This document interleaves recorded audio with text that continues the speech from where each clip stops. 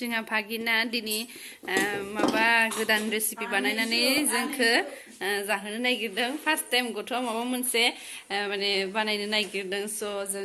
माने नायनोसै माबायदि बानायनो हायो। खुलुमबाय नोंथांमोनखौ जा मादैनि चेनेलाव खेबसेबाव बरायनाय थाबावबाय स' दायो आङो नै ग्रेभि टाइप मोनसे रेसिपि बानायनो नागिरदों केप्सिकाम बेलाथि मटर गाजर दुन्दिया होनाय ओमफ्राय बेजों लोगोसे दं पनिर ओमफ्राय नोंथांमोना जामादैनि चेनेल नङा जामादैनि भिडिअखौ नायनो इन्टारेस्टेडब्ला जोबजासिम नायदो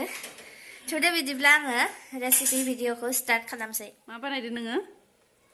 केप्सिकाम ओमफ्राय जों पनिर बानायनो नागिरदों।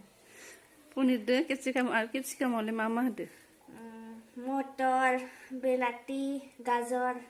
दुन्दिया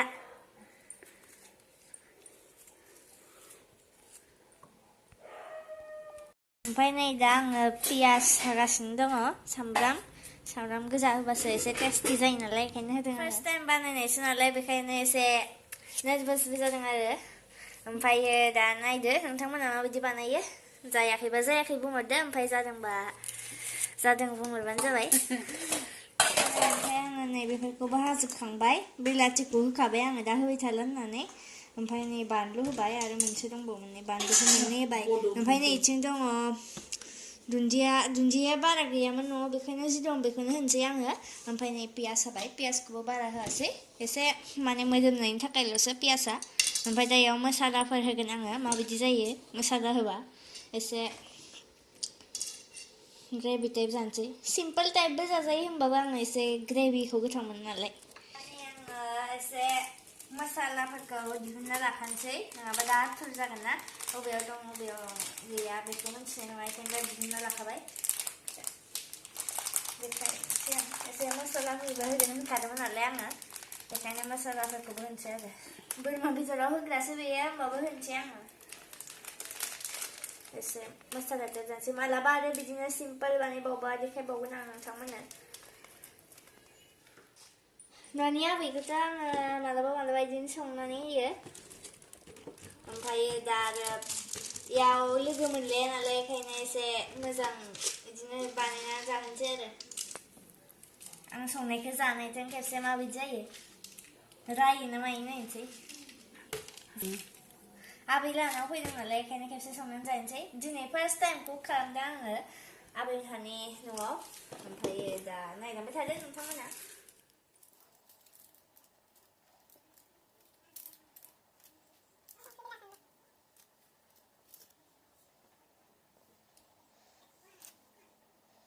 ओमफ्राय नै आंना दा मसालाफोरा रेडि जाजोब्बाय आंथ' भिडिअखौ बानायामोन दा मादैयासो बानायनो होबाय नालाय न'नि भिडिअआवथ' आं बिदि बारा ओंखारानो मालाबा ओंखारगोन माने मायाबा आंखौ ओंखारनो होबाय थायो माबाफोर बिदिनो सल' खननाय मोसानाय देखायनो होबाय थायो आंनि मानिबो चेनेल दङ रत्ना बसुमतारी जामानि चेनेलखौबो नोंथांमोना प्लिज साबस्क्राइब लाइक आरो शेयार खालामनो हो मैगं हानायनि भिडिअआ बारा देखायजायासै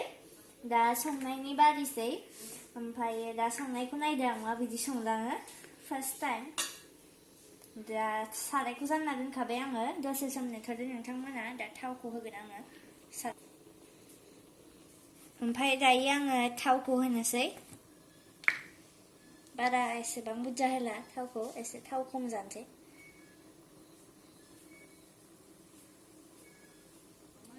मा होदो इयाव बानलु सामब्राम ओमफ्राय बोरमा बेदराव होग्रा मस्ला एलाइचि ओमफ्राय नै मा मोनथिला आं जायखिजाया होनाल' होबाय खारो सोरबा संग्रायानो संग्रा मानसि माबा रेसिपि बानायग्रा मानसियानो खारो नामा बेदर जानाय गैया आङो होनसै नै केप्सिकामखौ इदि जेबो जायाथ' खारनाङा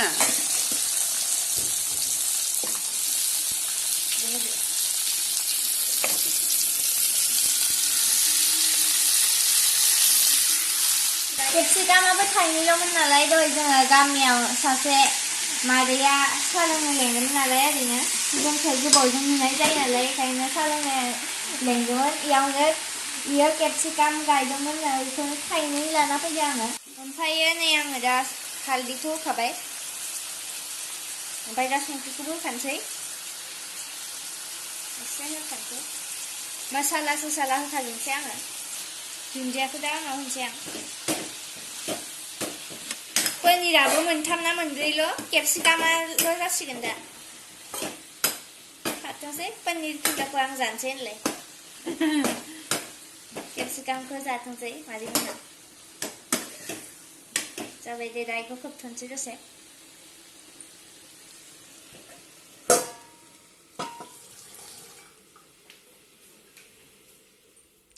दायो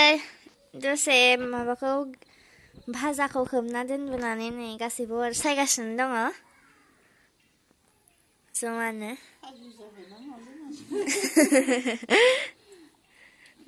अराबो गैला नै खोमोरलांबायना बुंहर बुंहरबाय होननानै बुंहरबो गैया आबैनाव आबै मुंखौ दिन्थिना होनो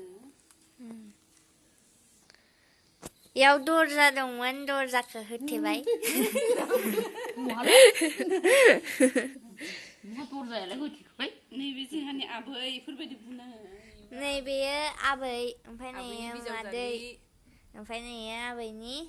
बिजावजालि आबै सासेबाव ओमफ्राय नैयो मायाथ' मबाइलावल' दायो नै नायनो फैबाय आङो नै नायदो बिदि जाबाय एसे मोनहांबायानो दायो आङो इयाव पनिरखौ होनानै लाखानोसै पनिरखौ दायो होनोसै आङो ओंख्रिसोमोन नालाय पनिराबो गैयामोन जेबो बानायनो थाखाय आं मा खालामनो मा मानो जानानै खालामबाय आरो दायो आङो दैखौ होनोसै एसेल' होगोन एसे थाव थाव जानायनि थाखाय एसे एरना होनसै ओमफ्राय बेखौ बोखारना नायनोसै दैया रानबायना रानाखै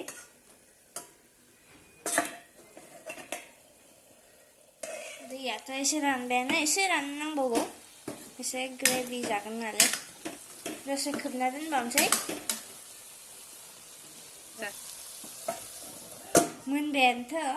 ओमफ्राय दा दैयाल'सो राननो नांगौ दायो दुन्दियाखौ होनसै आङो दुन्दिया बारा गैयामोन र'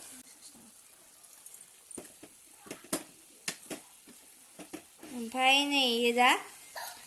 जाबायानो ओमफ्राय दायो आं नैखौ एसे साखिनोसै नै खुदै गंसेयाव माबायदि जादों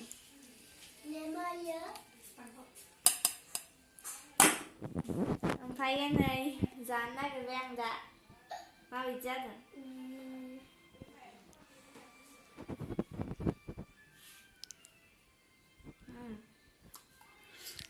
जानायाथ' जादों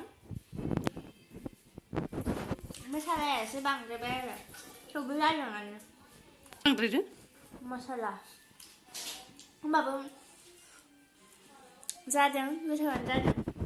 ओमफ्राय दा सेकेन्ड टाइम बानायबा आं नोंथांमोननो देखायबावगोन माबायदि बानायो